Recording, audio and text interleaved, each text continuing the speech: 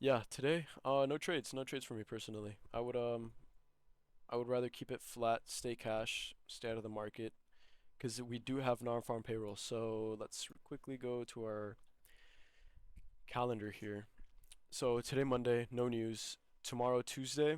So your best days to trade, if you guys want to write this down, your best days to trade are going to be Tuesday. Tuesday is going to be high probability tomorrow, high probability day. We have news at 9 and at 10. I personally think that tomorrow is going to be good.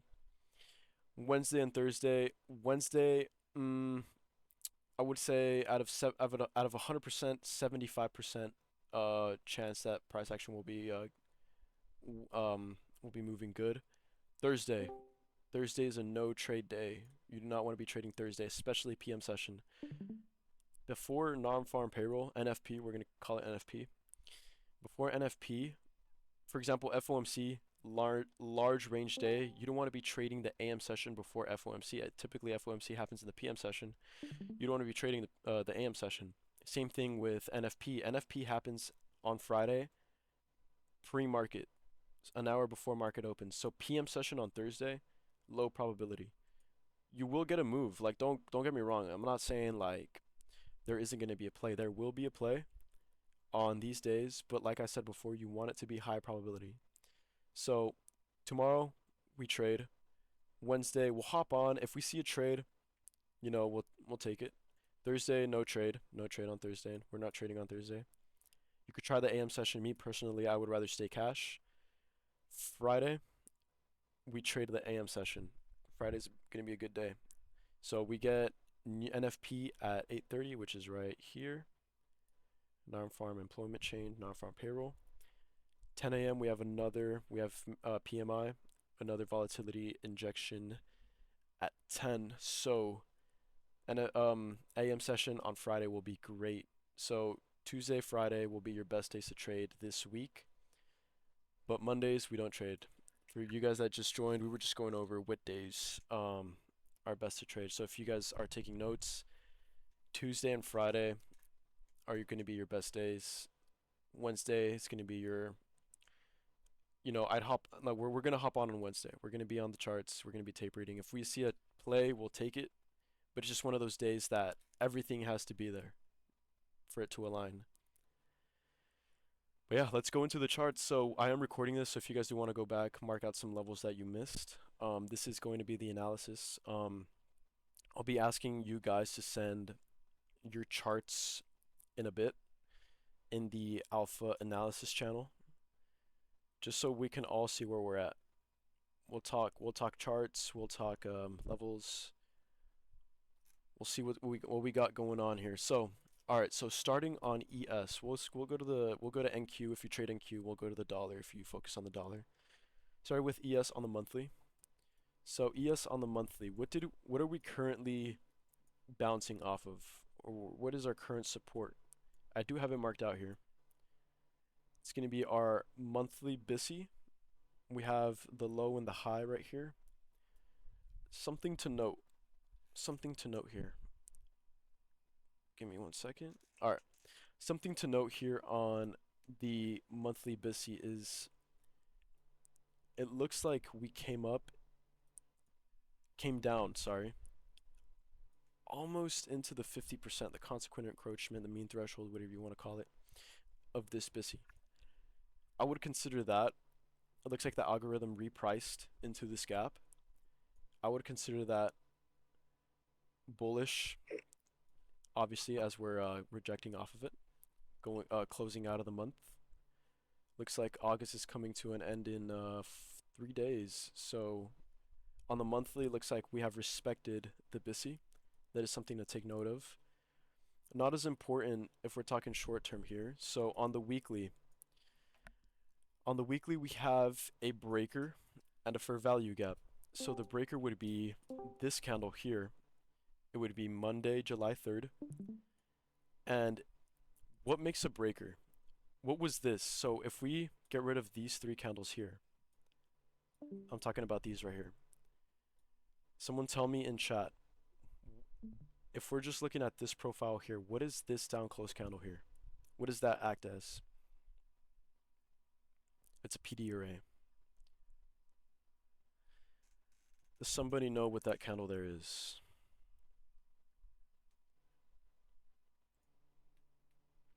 Which one? This down close candle right here. Bullish order block. Perfect, Raquel. Yeah. Order block. Perfect. Yep, you guys got it. So, since this is an order block, theoretically, price should hold at the open or at the wick, depending if it lines up with the fair value gap or not. But what happens? We displace past it. So now what does it become here? And I basically already gave you guys the answer. It becomes a breaker. So that gives us a change in the state of delivery, meaning that price has changed from bullish to bearish, as we can see on this weekly candle here. We respected this breaker. Our current weekly profile looks like we're tapping into this breaker once again. We're retesting it. And I want to quickly see if we take the 50% of last week's wick, what is the high we are currently at? We're at the 50% there, right? So that's something to note. You don't really it doesn't really mean anything. It does, but that's just something to note. So we're respecting the 50%, the mean threshold of previous week's wick. We're on the weekly right now for you guys that just joined. So let's say theoretically we reject here, right? Where would our draw on the weekly be? It would be this weekly BISI, right? This weekly fair value gap right below this sell side liquidity. Here, give me 1 second, guys.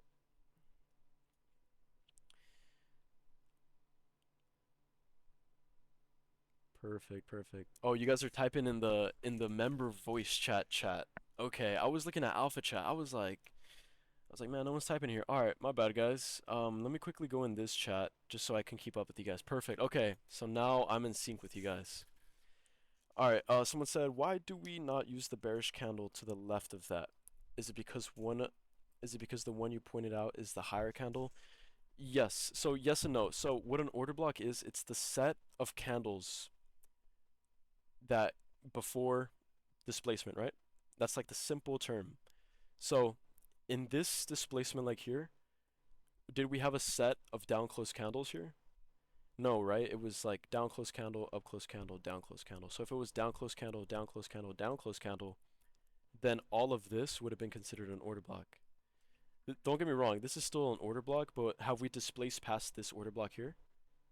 We haven't really displaced past it, right? We kind of came down, it was like a shallow dig lower, taking out this sell side right here. So we didn't really displace past this one, so this one has yet to become a breaker. So for now, we're using this breaker right here, which is a previous order block. So sell side and fair value gap, perfect. Yeah, on the weekly, yes, yes. Am I saying it right, by the way, bro? Gilio? Can you correct me on that? I don't want to be butchering your name all the time. Yeah, no worries, bro. It's Julio. Julio, perfect. My bad, bro. My bad. All No right, now, worries, bro. yeah, you're right. So yes, so sell side right here, which is if we go down the alley really quickly, it is previous Friday, not last Friday, but the Friday before we made a low right there. So on the weekly, that is our sell side target, correct? So we have our BISI here, right below a sell side target. So what do you think is going to happen when we take sell side and tap into this BISI? I mean, I know you're on the weekly, but there's a rejection block right there on that down candle. Right there? Yeah. Or I mean, look how it bounced off the 50% level. If you go on the daily, it almost bounced off. Yeah, it's like perfect. Yeah, that's perfect. Yo, Good that's example. crazy. That's crazy. That's Yeah, no, really Good good. example of a rejection block. that BISI is sort of support. Yes. So if we do end up coming below this rejection block, and what a rejection block is, guys, this is a bit more advanced, but if we have a high or a low that takes liquidity, so we have liquidity taken here, right? And that's a really good spot, Josh.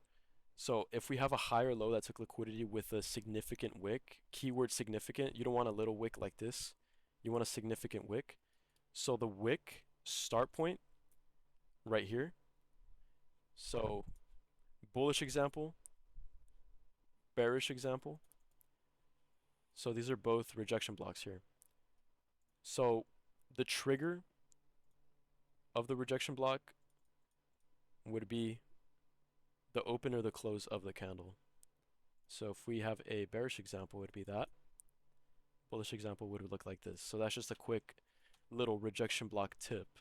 And that's actually insane how perfect it came down to the 50% and rejected right there. So we're going to be watching a few things here, guys. So we're in the middle. We have an inside week so far. So we have August 14th week, and then we have August 21st week. This was an inside week. We didn't break above or below the week. So we're currently within fair value. The market is comfortable where it's at. So most likely price is going to draw to an imbalance. And do we see any other imbalances other than the weekly bullish fair value gap? Typically the market wants to find an imbalance to rebalance. There I see one more fair value gap. Is it bullish or bearish?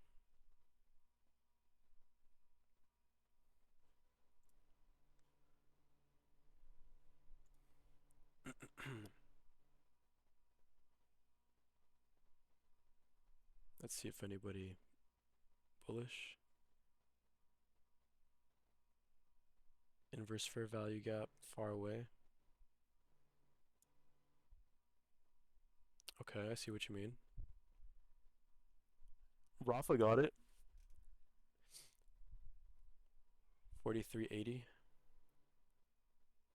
Okay, I see what you mean. Okay, yeah. So I was looking at these two right here. So someone got it. We have an inverse here that we can come up to. Or we have this Sibi up here. And I remember we were looking at this a long time ago, Josh. Remember how this is a liquidity void on the lower time frames? Yeah, so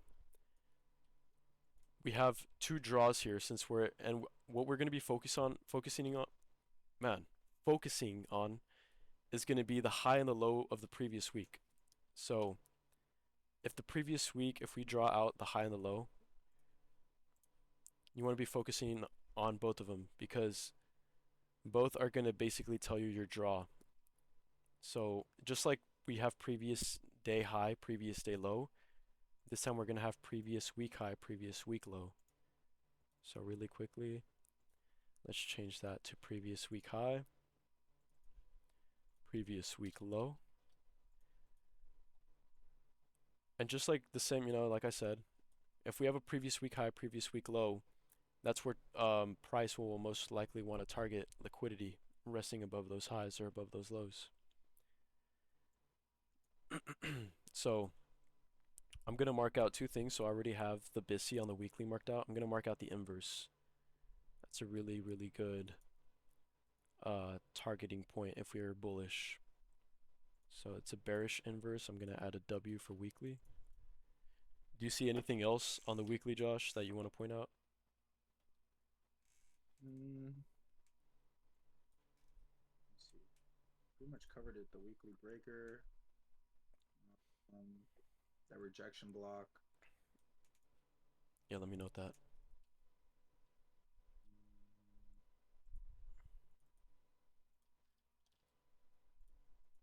I mean, Nothing else, right? I mean, I don't see anything else. I mean, do you think price makes the high of the week tomorrow, and then we possibly see it sell off, reacting to that breaker? Okay. Okay. You know what I'm trying to say? Something like that. Yeah, so something like reacting off of the 50% of the wick, sort of, is what you're trying to say? Yeah.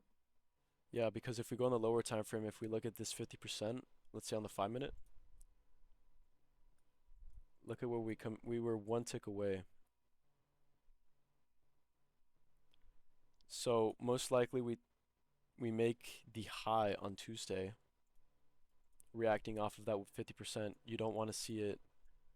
You want to see a high of week somewhere in this area. But yeah, no, I mean, I don't see anything else on the weekly that I can really say. So I mean, I think we're good to drop down to the daily. Yo, Kiss? Can we reject off the 50% of the previous week wick? Yes. Yo, what's up, bro? Yeah, just a question.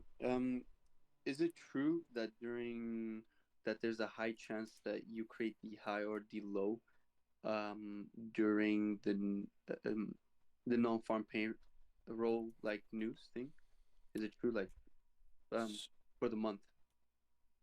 For the month, I didn't know that. I know that typically NFP targets a liquidity pool since it's manipulated. It'll target um a significant high or a significant low. But that's on Friday. I do know that Tuesday and Wednesday. So from Tuesday, London Open to Wednesday, London close, the high or the low of the week is is the highest probability of setting in. So typically on a so we have different weekly profiles. If we have a classic weekly bearish profile, it'll be Monday high of week, Monday or Tuesday high of week, Wednesday, Thursday low of week, and then we have a Friday TGIF setup. Vice versa for a bullish. So it'll be Monday, Tuesday low of week, Wednesday, Thursday expansion, TGIF back into 20-30% of the range. Oh, Okay, okay. ignore that. But I wasn't too sure about the NFP becoming the monthly high or the monthly low. I'll have to backtest that for sure. Rafa said, can we reject off the 50% of the previous week wick? Yes, that is very, it's, so if we have a significant wick on any candle really, it becomes, it's the market, or the algorithm is, prices it in as a gap rather than just a normal wick. So it acts as a gap in price. For example, this low, it's significant because not only is it a rejection block, but because it took liquidity. So the 50% was respected there. So if we go down to the daily, let's move on to the daily here. Okay, so we have a few things to look at here on the daily. Mainly what I was looking at here on the daily is that, like I said before, that weekly breaker is also here on the daily, which would be those same down close candles are going to be reacting there. So this on the weekly just looks like one candle right there. On the daily, it's a set of candles. Remember how I talked about a set of candles is the order block? Now we're below it and we're respecting it there. So I feel like I do have a lot on my chart right now. So let's see what we can get rid of. Let's get rid of that. This. Let's just leave this for now. So what are we looking at on the daily? So on the daily, I'm looking at that breaker, and I'm also looking at this, how we respect this previous week high, because that previous week high aligns with a daily order block right there, which is what we respected on Thursday of last week. That was Thursday's high. So if we take out this daily order block, what does it then become?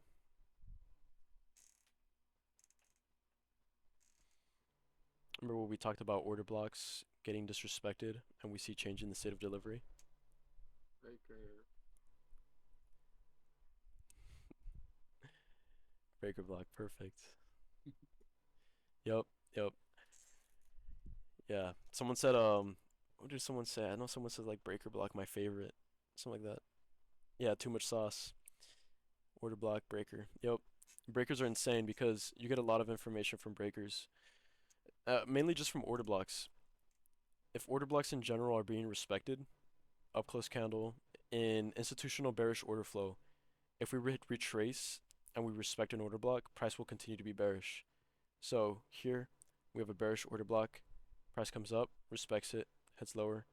So if we have that same order block here, price comes up, respects it, we should come lower here, right? So that's why I am watching this daily order block to signal, give me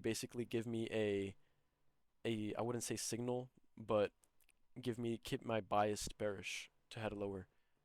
So if we disrespect this order block here, then that's when I would start to change my bias to look for a imbalance on a higher time frame. Liquidity void, weekly SIBI, which is another thing I wanted to mark out.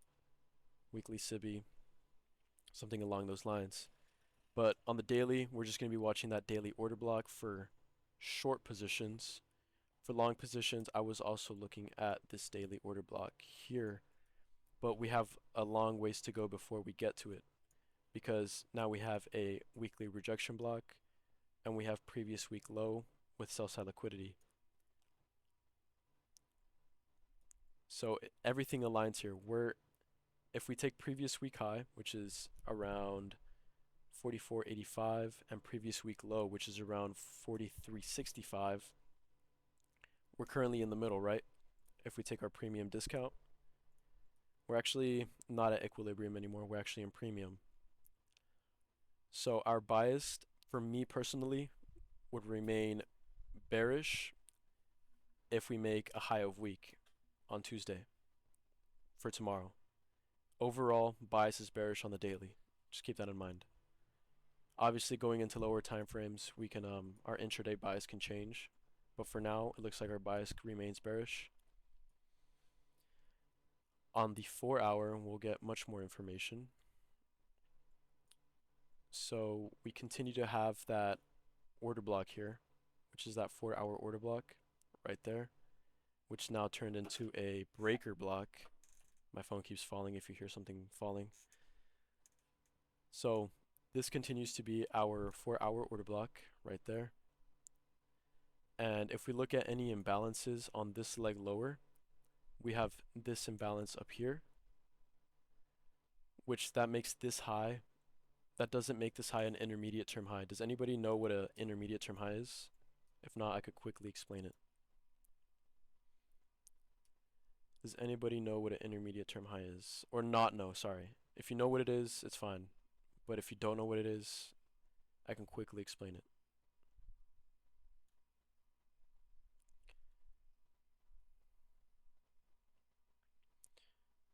Super underrated. Yes, it is very underrated. Okay. Yeah, I'll just give a quick explanation. Yeah, so short-term high to the left and TOT the right, correct? To the right. Short-term high to the left and right. Are you talking about these two right here? Okay, no, I see what you mean. I see what you mean. So an intermediate term high is a high that rebalanced the previous long-term high.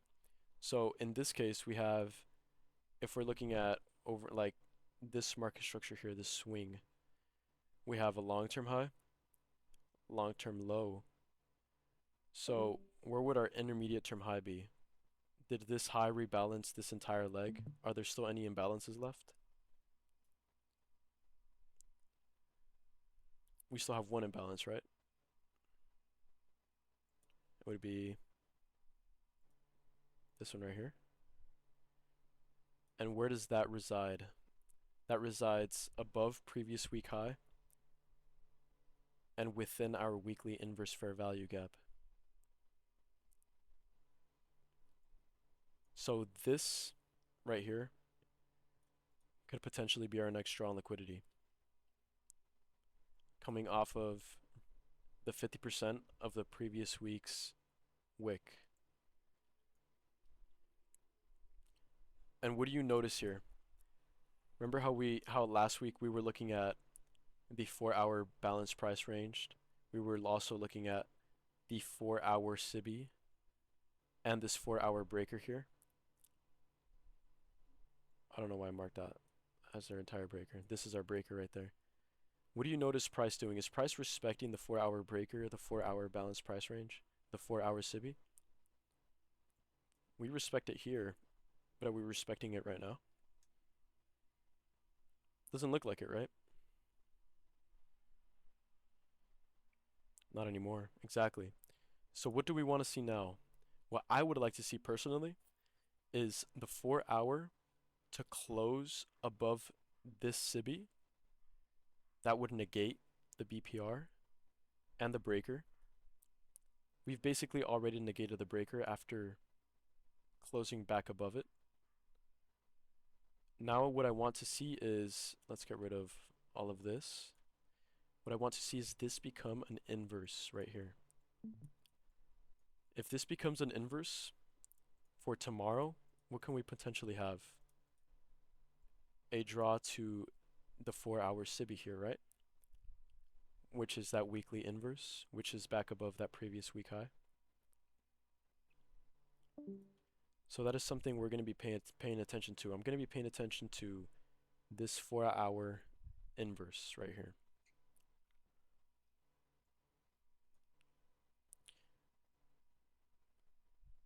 So I'll let everyone mark down their levels, and then we'll move on to the hourly. We're going to do the same on NQ. Do you see anything else, Josh, that you want to add on the daily or the 4-hour?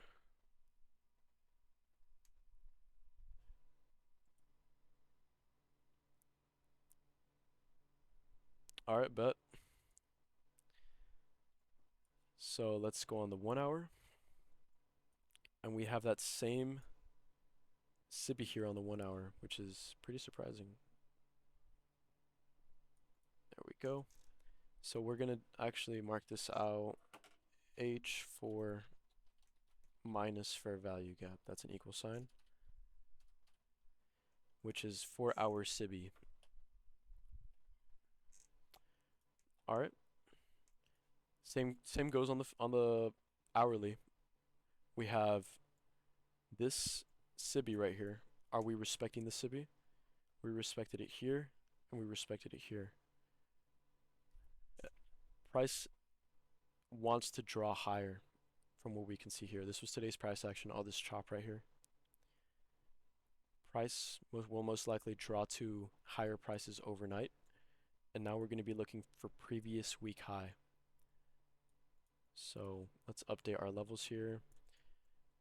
Looks like previous week high will be our draw on liquidity if we close above this inverse fair value gap. So we're going to be keeping an eye on this. And let's mark this out as H4 inverse fair value gap right there.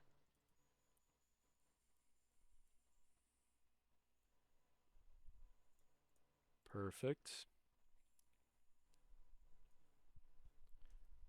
All right, and let me actually get rid of the...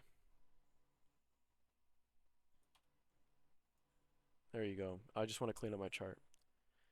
So I got rid of the weekly breaker. The weekly breaker, you don't have to have that line on your chart. You just got to know that we're inside of a weekly breaker.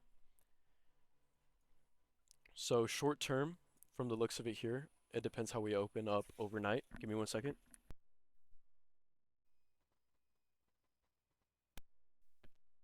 Tomorrow morning, if we open up tomorrow morning above this inverse, for Tuesday, I'm going to be looking for a Tuesday high of week. So I'm going to be looking for an expansion to the previous week high. If we open up respecting the 4-hour, I'm obviously going to be looking for lower prices. But from the looks of it, guys, we have closed above the 50% of the Sibi right there multiple times. So more than likely, when price closes above the 50% of an imbalance, price is more likely to head higher in this scenario. Vice versa for a bearish scenario. So we have an inverse here.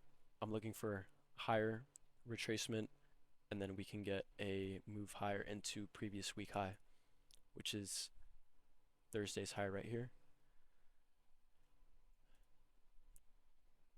Does anybody have any questions before we move on to NQ for ES? You guys want me to go back to a daily, 4-hour, weekly? Or are we all good? Just give me a thumbs up in chat. Give me a thumbs up if we're gonna move on.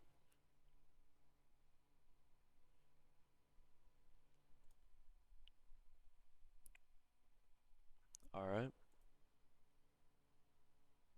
Perfect, perfect. All right, yeah. So, quick recap of ES.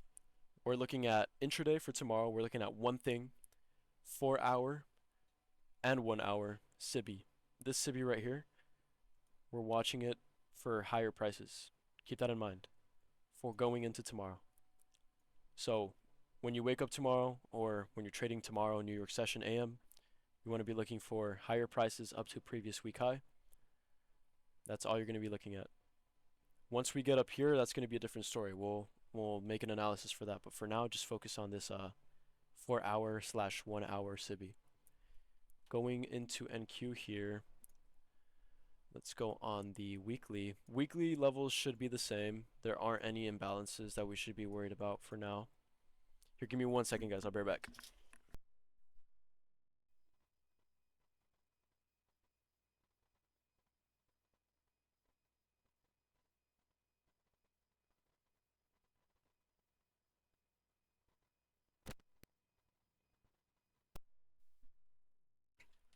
Alright, my bad, guys. I'm back. Alright, going into NQ. Going into NQ. So, do we see, remember ES on the weekly? How we had a breaker? This candle right here. That's July 3rd, right? The Monday? On NQ, July 3rd, that Monday.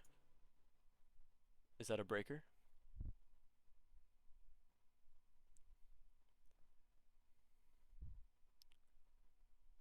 Yes, it is. It is a breaker, guys.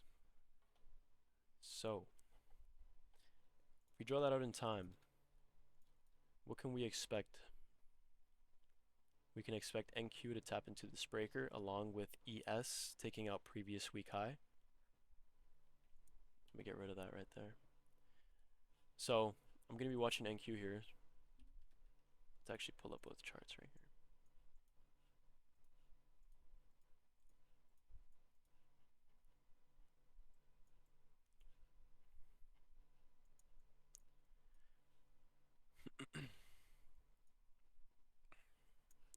NQ and ES are relatively correlated right now.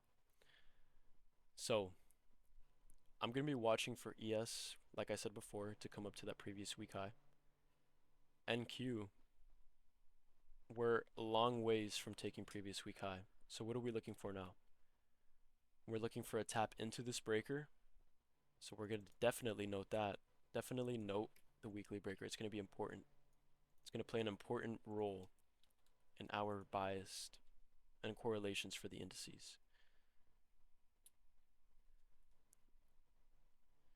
Alright, so if we drop down to the daily on both indices, we have that weekly breaker right here. Okay. Like I said before, ES, note the previous week high. NQ, let's actually drop down to the 4 hour. NQ, at the same time, sorry, disregard the daily. So at the same time NQ draws higher, which is most likely, if ES draws higher to the previous week high, NQ has to, right? So what other imbalance have we not yet rebalanced yet on this price leg lower?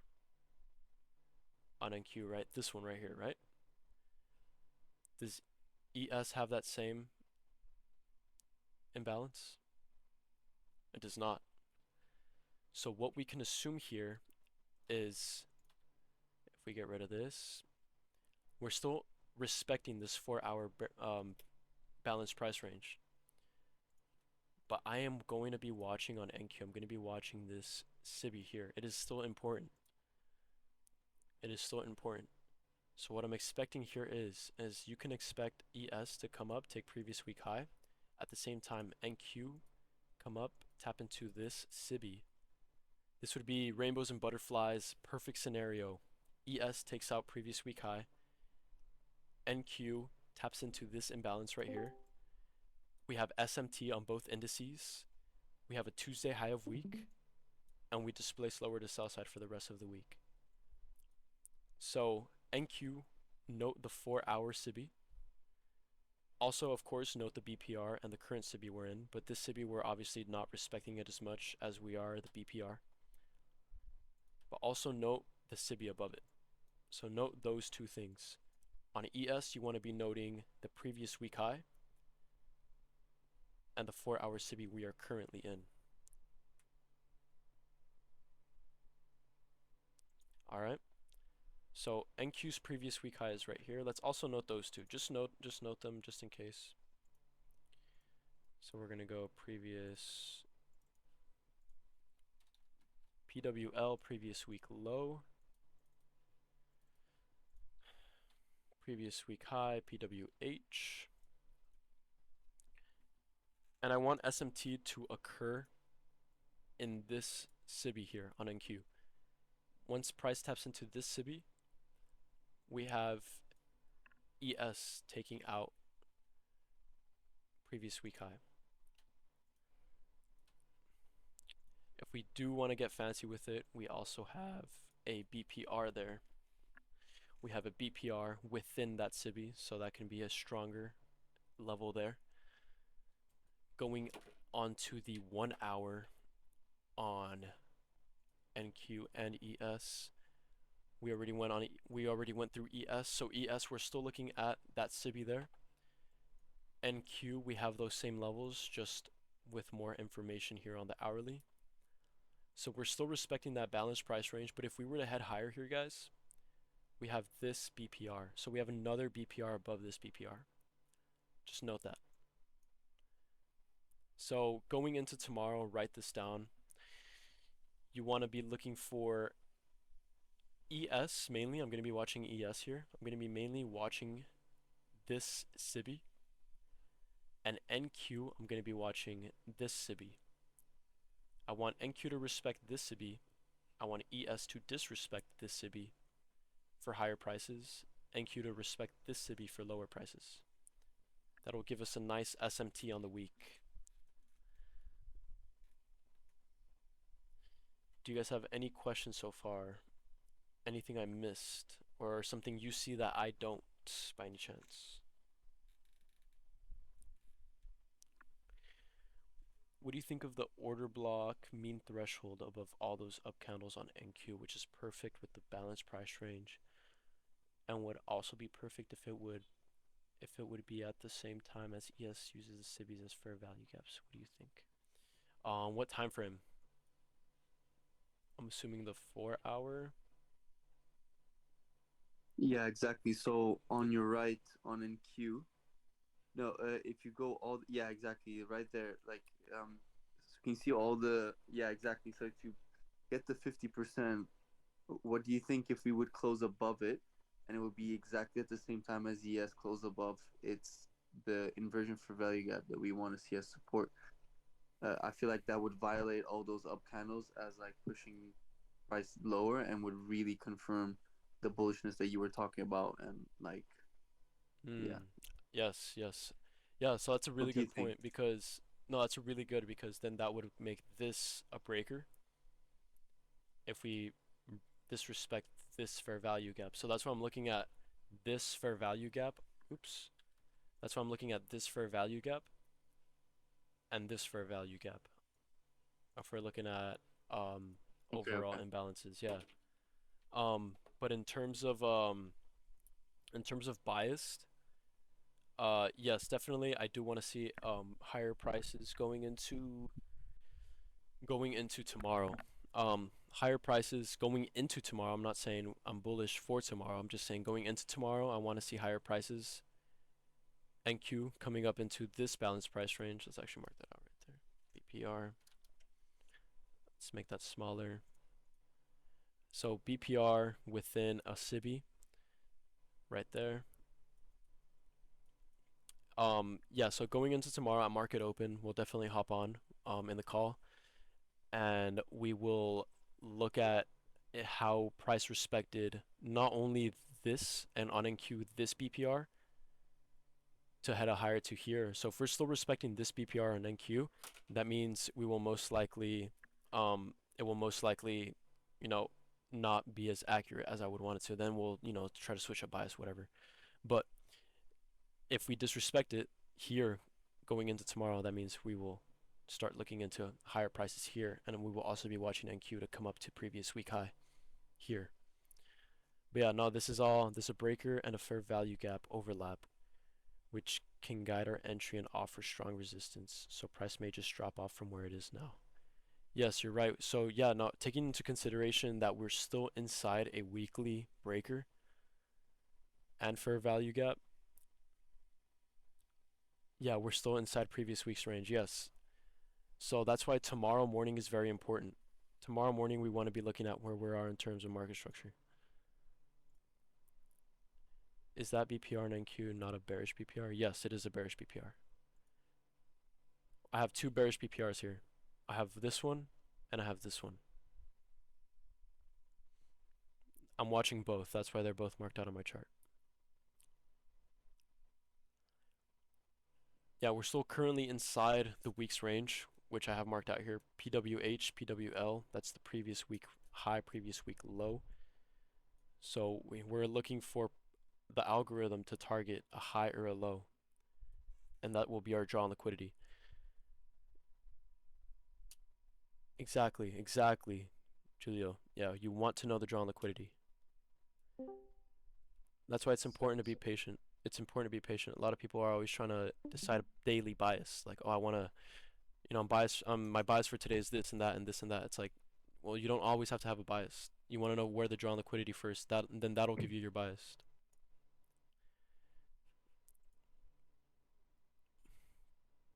What up, D1? Damn, I didn't say hi to a lot of you guys. What up, Mike Z? Yo, yo. What's up? What up, XB? How you guys doing? But yeah, looking for red folder news tomorrow to sweep previous week high. Yes, bro, I agree with that, D1. We were just talking about that. How this 4 hour my phone keeps falling. Damn, dude. So this 4 hour Sibi here, this is a Sibi. I'm looking for this to be disrespected and have obvious signs of it becoming an inverse fair value gap, or in other terms, an inverse Sibi. So yeah, that's our ideal scenario here. So as we can see, we're getting up close candles disrespecting this fair value gap. So price is already giving us hints that it wants higher. First, before anything, if we're both on the hourly here, let's actually drop down to the 15-minute. Before we decide higher prices, we have Monday, New York Open, and if you look at NQ's Monday, New York Open, and ES's Monday, New York Open, on NQ it's the high, right? And we have a lower low, right here and right here, right? On ES, we have a higher high. So what is that?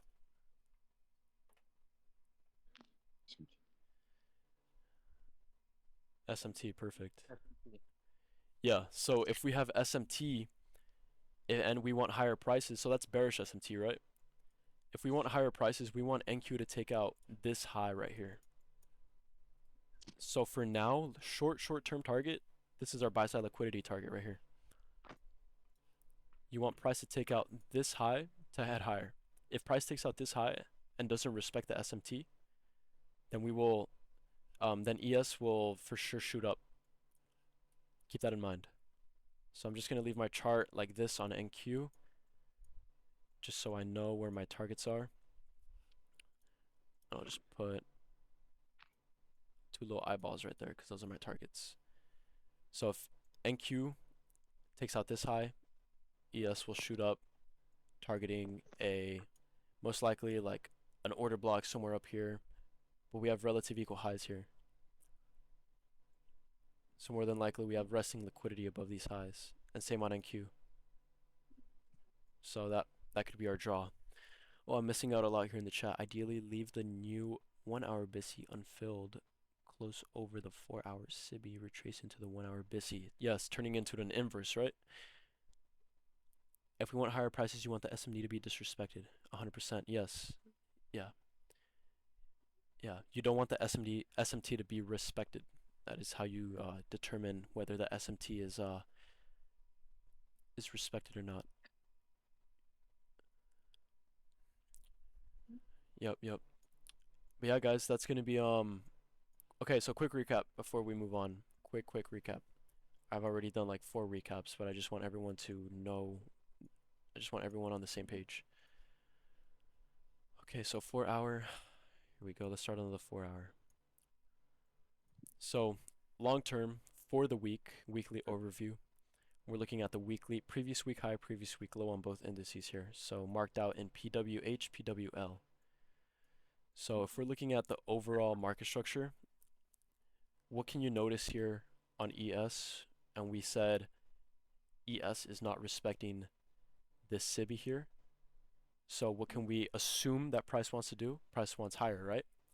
So if we want higher prices on ES, we can assume NQ wants this short-term buy-side liquidity, which is what we were talking about right now, SMT. So we can expect NQ's next drawn liquidity to be this imbalance up here, which is a BPR and a SIBI. That's why we have that little eyeball there. So NQ heading higher would take ES heading higher, right? So we'll get to, once we reach these levels going into tomorrow, we'll definitely do an analysis on that. But for now, going into tomorrow morning, we'll definitely do like a little pre-market analysis, see where we're at for tomorrow morning. But going into tomorrow morning, we're just looking for NQ's 15126 level to be disrespected. So note that on NQ. You would want NQ to basically take that high for ES to head higher.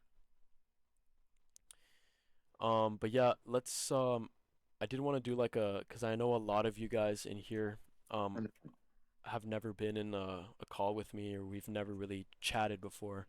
So I did want to do like a little Q&A. If you guys have any questions. Oh, someone texted, do you refer to fair value gap as SIBI? So SIBI, SIBI, I'm gonna type it in the chat there, equals minus fair value gap, bearish fair value gap. Sell side imbalance, okay, sell side imbalance, buy side inefficiency. So when price comes back up to that sell side imbalance, it becomes efficient, making it rebalanced, right? That's why it's called a SIBI, sell side imbalance, buy side inefficiency. For a BISI, it's vice versa, right? BISI equals a bullish fair value gap, buy side imbalance, sell side inefficiency. So sell side is inefficient. So for price to become efficient again, it has to rebalance it.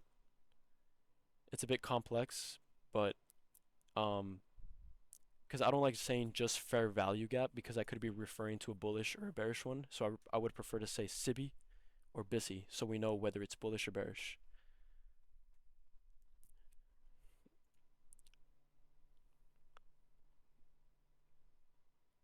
Yeah, of course, XP. Yeah, if you guys have any questions, you can, I don't know, you could unmute, say anything, type it in chat. Whether it's trading related, like if you guys have any questions. In your opinion, what is the key to emotionlessly read the tape? So answering D1's question, I'll get to you right now, Mustafa. Am I saying that right, bro? I don't want to be butchering your name either. I feel like I butcher a lot of your guys' name. I'd be feeling bad. What is your opinion to reading the tape emotionlessly? That is a very, very good question. So there's two things that go into that. One is going into your trading day, going into your, if you're only reading the tape and you're not taking a trade, you're going into the day. And you tell yourself, I'm going to read the tape today. I'm not going to place any trades. You're going to respect your plan. And part of that plan is having a model. Now, what does having a model mean? Now, when I started trading ICT, I didn't know what a model meant. And I want you guys to know what a model means. So So having a model is a set of rules or a checklist for entry and exit. You want to be, so trading is a business. You want to be very, very strict with your business, right? If you have a business and you're running a business, there's rules to it, right? And if you're managing this business, there's only one way you will have success in this business, and it's by having rules. So if we apply the same concepts to trading and we have rules and we want to be successful in trading, we will have rules, right? You're not just going to be going in and you see a fair value gap. Let's say you see a fair value gap, you're just going to short it or long it, right? You want there to be rules behind why you're shorting or you're longing that fair value gap. So having a model, you want to have maybe, let's say, for example, me, the simplest model I can say is liquidity sweep, break of structure with displacement, and then retracement back into discount, back into that fair value gap, right? So that's like the simplest model you can possibly have. Um, Answer one, have a model plan. Two, what is a model? Oh yeah. Oh, thank you, D1. Yeah. So if you guys want like a little overview of what I'm saying, D1 is helping me out here. Thank you guys. I'm missing on a lot of questions here. Overall in NQ and ES, are you bearish? We have unfinished business down. So overall, if we're talking like overall for the week, I'm bearish. Short term, I'm bullish. So if we're looking at ES here, we can expect price to rally up all the way, take previous week's high, and what do we have above that high? We have a weekly inverse fair value gap, a weekly, I guess you can say bearish fair value gap, and we have a 4-hour bearish fair value gap overlapping on top of each other. So we can expect price to take this high, come up, tap into that, and then ultimately head lower, which would be our ideal scenario. But for now, focusing short term, I really do just want to see higher prices coming up to previous week high. We want to see intermediate term high being formed. Correct. Yes, we do want to see an intermediate term high. So if we look at the daily here, I'm sorry, the 4-hour. Damn, big voice crack. If we look at the 4-hour here, we have not balanced this imbalance yet. So this has not been our intermediate term high yet. So for price to balance this imbalance, it has to take out this high, come up here, it becomes an intermediate term high. And what comes after an intermediate term high? What comes after that? We can expect price to take it. Can we expect price to take an intermediate term high? Or do we have a short term high right after?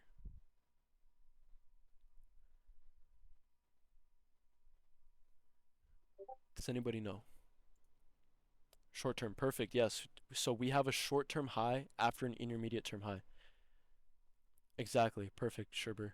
So intermediate term high, if we're looking at market structure, and then shortly after, we can expect price not to take this high. And this is in episode, I believe, episode 8 of the 2022 mentorship. He talks about long-term high, intermediate term high, short-term high. He says that if we have an intermediate term high rebalancing the previous leg of a move higher or lower, in this case lower, once the full leg has been balanced, that high is an intermediate term high. Then shortly after, you're going to get a short-term high, expecting this high not to get taken.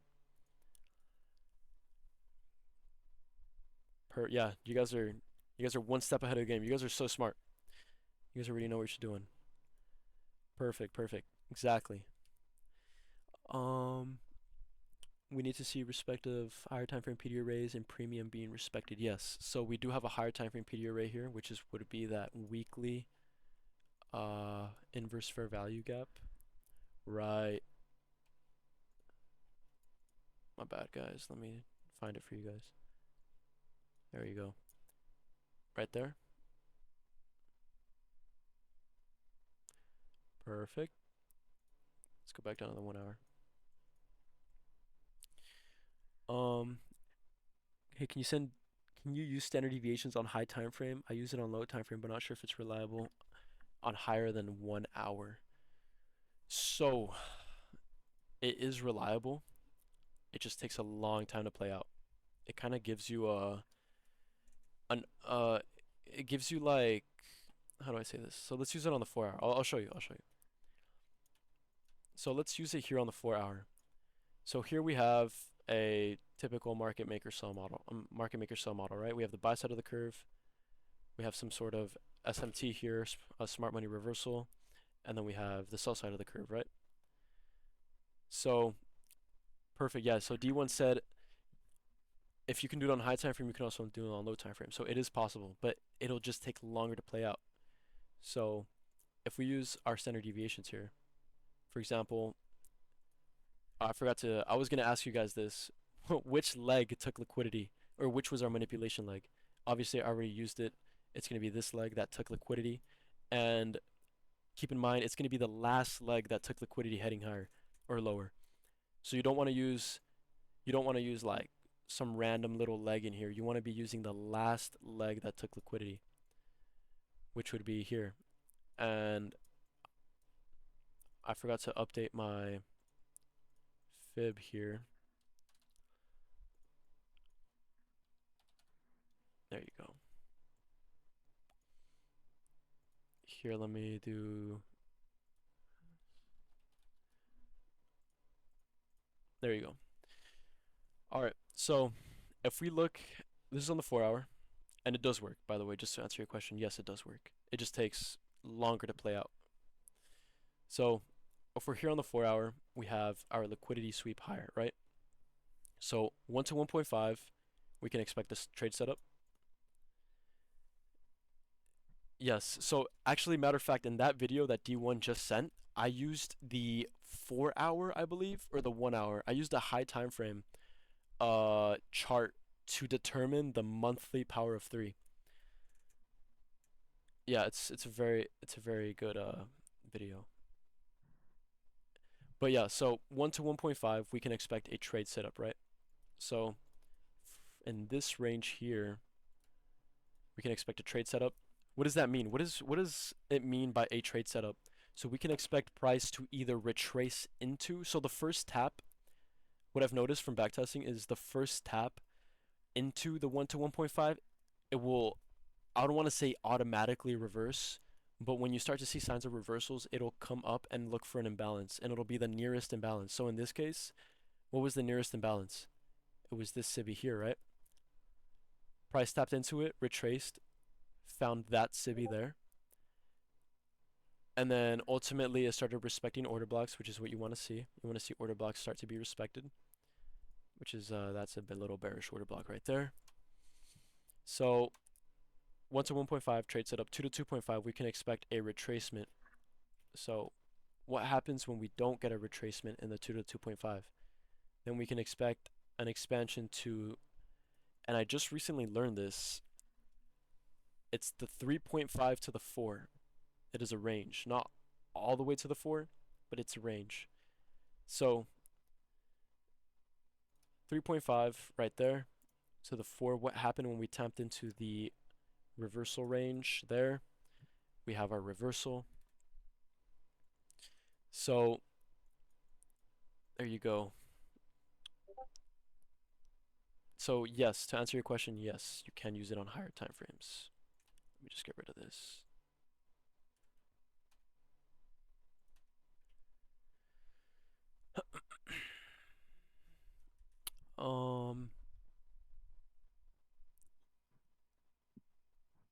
Yeah, standard deviations. So I would try to backtest standard deviations in replay mode. Don't just like, because ICT says, oh, go back and backtest in hindsight and look at the entire day. With standard deviations, you want to learn how to find a manipulation. So when I first started using it, I couldn't quite find a manipulation until, you get that experience and you start seeing, okay, so if this leg took liquidity, then most likely it's going to be the manipulation leg, and that's where you use your standard deviations. You don't want to just be using it on any liquidity sweep. You want it to be a significant liquidity sweep of a significant higher time frame, higher low. Using standard deviations, do you enter setups only on the silver bullet, hours, and macro, or at any time? So you would want to be using your model. All the standard deviation is projecting how far price can go. So my model is I only trade macros. So if we're looking at a time, it's going to be from 9:50 which is that first AM open macro, so the first macro is 950 to 1010, right? But 1010 is within the silver bullet. So when's the next macro? 1050 to 1110, right? So I go from 950 all the way to 1110, and this entire time, from 950 to 1010, I'm looking for trade setups. And what is it? What is a trade setup? That is up to you to decide. What is your model? My model can be different than yours, but this is when you want to be looking for your model. And then, okay, so let's say your model forms, right? Let's say you have your model and it forms, you have liquidity sweep, and you have displacement, retracement into a fair value gap right there. Okay, that's your model. Let's say that's your model right there. Okay, where would you use your standard deviations?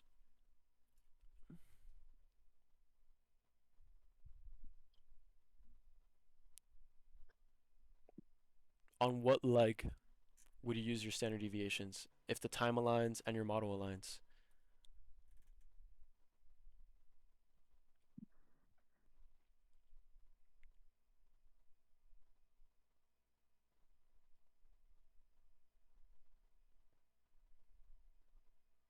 Perfect.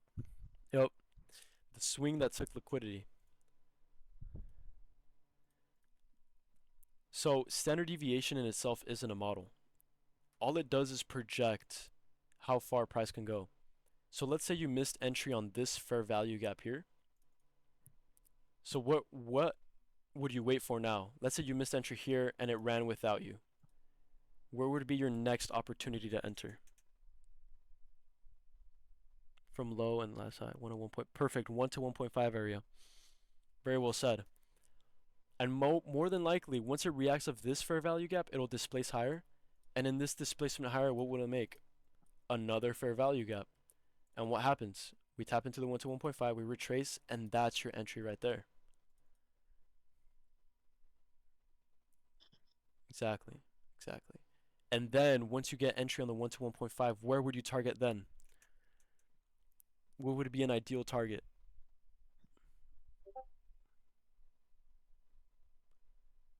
2 to 2.5. Perfect. Perfect. Damn, you guys are, my God, you guys are on your shit, bro. Makes me happy. Good shit. Man, you guys are smart as hell. Yup, exactly. You guys said it. Couldn't have said it any better. The 2. Now, what if the 2 is more than 5 points away? Would you target the 5 points or would you target the 2? Trick question. Let's say the second standard deviation is 10 points away.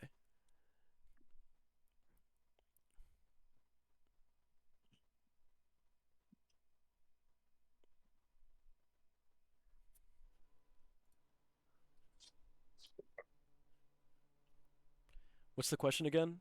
The question is, if you enter off of the 1 to 1.5, a lot of you guys said we're target the 2, right?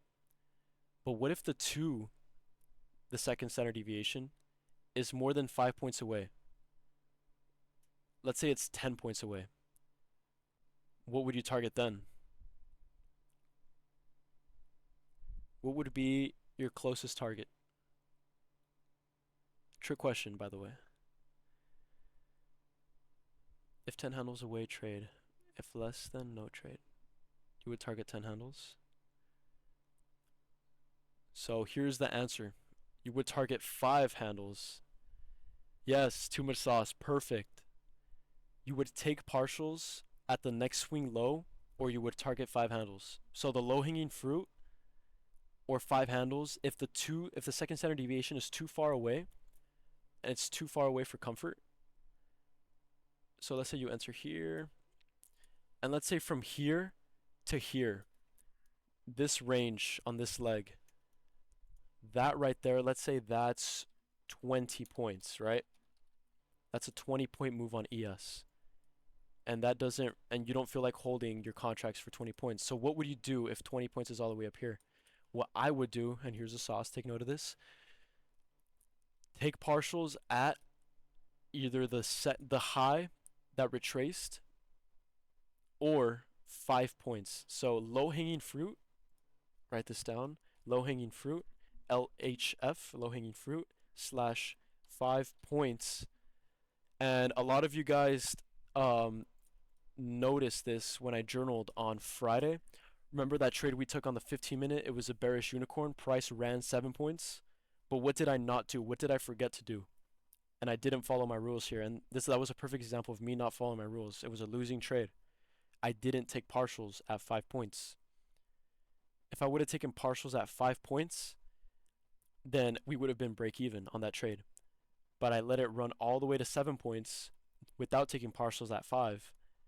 And this is why I stress take partials at 5, because after 5 points, price is less likely to reach 10, 15, 20. Yeah, D1 is right. D1 is right. The trade should have at least 10 points of movement. You don't want a trade that only has 5 points of movement. If we reach the 3 to 0.5 or the 4, we anticipate going down to 50% of the whole range. Then more down or go up. So if you reach the 3.5 to the 4, once you reach the 3.5 to the 4, what you can do is you don't even have to do the whole 50% of the range thing. There will be another liquidity sweep up here, another manipulation leg. And on that manipulation leg, at the 3 to 0.5 to the 4, you can use your standard deviations again and project that to head lower. You can just rinse and repeat this. Any manipulation leg at a high or a low, you can use your standard deviation on. Exactly. New standard deviation after new manipulation.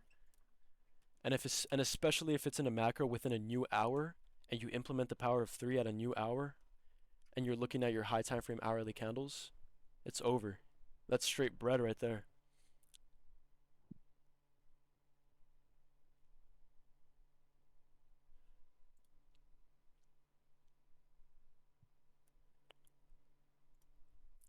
But yeah, guys, very, very informational. I don't want this, because I am going to post this on YouTube. I don't want this video to be extremely long. We're already at, what are we at right now? I believe it's an hour. We're at an hour, so I don't want to edit too much. I remember the last video was like 2 hours, and I had to trim like a good like 45 minutes of footage.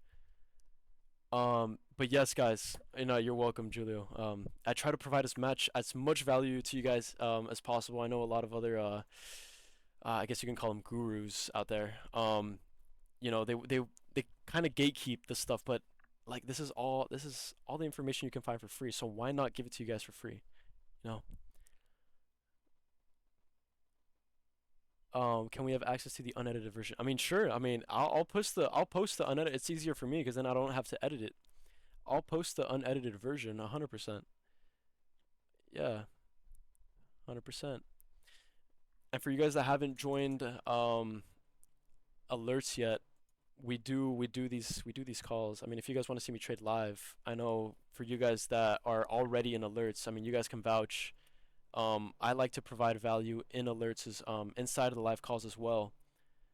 Um, yeah, so if you guys want to see me trade live and put these, because anyone can anybody could say like, oh yeah, like do this, do that, this is how you implement this strategy, this is where you should. But if they don't put it into practice and show you live how they do it, then where's like you're not learning from someone that puts it into practice. So for me personally, I would rather show you guys what I teach than to just teach it. Obviously, a coach, you would want to see your coach, like if you're playing basketball, you want your coach to be good, right? You don't want some fat dude as your coach. You want some fit, you want Kobe as your coach. You don't want that fat dude. So, I mean, that's me personally. I don't know if you guys want a fat dude for your coach, but like me personally, I don't want a fat dude for my coach. I want Kobe as my coach. The dude's fit. He knows what he's doing. So, I mean, and just put that in perspective. For you guys, I would rather be a coach that puts it into practice than to be a coach that just says and doesn't do. Yes, sir. Appreciate you guys. Yup. Yup, yup, yup. But yeah, guys, if you guys did enjoy this session, W's in the chat real quick. W's. Run it up. Run it up. Yes, sir. Fire session. Very good session today, boys. Yes, sir. Now, I appreciate you guys coming out today. Like, typically, a lot of I host these free group analysis, or I just like I have these free classes. Like, I'll get like 5 people showing up, but a lot of people showed out today. Really appreciate y'all. And yeah, I'm going to end the recording